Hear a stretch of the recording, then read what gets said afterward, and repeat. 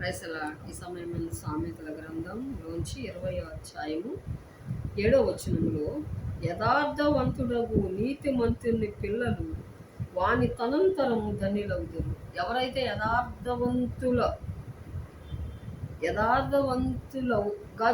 యథార్థంగా జీవిస్తారో యథార్థపు వంశము వారు దీవింపబడతారంట.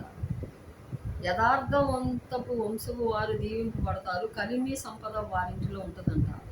అంత మాత్రమే కాకుండా యథార్థ వంశపు వారి పిల్లలు వారి తనంతరం ధన్యులవుతారంట.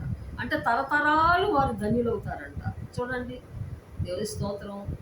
కొద్దిగా యథార్థత, మనం కొంచెం యథార్థత కలిగి దేవుని పిల్లలు యథార్థత అనేది మనం నేర్చుకున్నట్టయితే తరతరాలు మన సంతతి